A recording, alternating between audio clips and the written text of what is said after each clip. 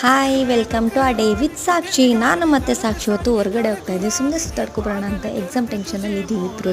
So ಹಾಗೆ ಇಬ್ಬರು ಮಾತಾಡ್ಕೊಂಡು ಹೋಗ್ತಾ ಇದ್ದೀವಿ. ಇದು ಕರಣಪುರ್. ನಾವಿವತ್ತು ಬಂದಿದ್ದೀವಿ ಒಬ್ಬರು ಭಯ್ಯ ಹತ್ರ ದಹಿಪುರಿ ಮತ್ತು ಸೇಪುರಿ ತಿನ್ನೋಕ್ಕೆ. ನಮ್ಮ ದಹಿಪುರಿ ಮತ್ತು ಸೇಪುರಿನ ಮಾಡ್ತಾ ಇದ್ದಾರೆ. ಸಾಕ್ಷಿ ವೆಯ್ಟ್ ಮಾಡ್ತಾ ಇದ್ದಾಳೆ, ಯಾವಾಗ ಕೊಡ್ತಾರೋ ಯಾವಾಗ ತಿಂತೀವೋ ಅಂತ.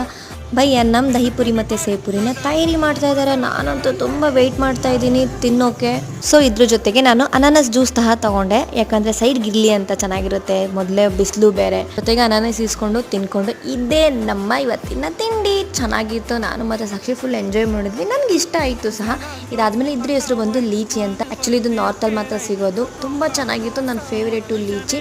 ಇದಾದಮೇಲೆ ನಾನು ಸಾಕ್ಷಿ ನಮ್ಮ ಫ್ರೆಂಡ್ಸ್ ಮನೆಗೆ ಬಂದಿದ್ದೀವಿ, ಹಾಗೆ ಮಾತಾಡ್ಸ್ಕೋಗೋಣ ಅಂತ. ನಮಗೋಸ್ಕರ ಇವರು ಚಾಯ್ ಮಾಡಿದ್ರು. ಅದಾದಮೇಲೆ ಡಿನ್ನರ್ ಸಹ ಪ್ರಿಪೇರ್ ಮಾಡ್ತಾ ಇದ್ದಾರೆ. ನನ್ನ ಫೇವ್ರೇಟು ಕಡಿ ಚಾವಲ್. ಸೊ ನಾವೆಲ್ಲ ಕೂತ್ಕೊಂಡು ಒಟ್ಟಿಗೆ ಡಿನ್ನರ್ ಮಾಡ್ತೀವಿ. ಊಟ ಎಲ್ಲ ಮಾಡಿಕೊಂಡು ನಾನು ಸಾಕ್ಷಿ ಬ್ಯಾಕ್ ಟು ರೂಮ್ಗೆ ಹೋಗ್ತಾ ಇದ್ದೀವಿ. So bye guys, meet you in the next vlog.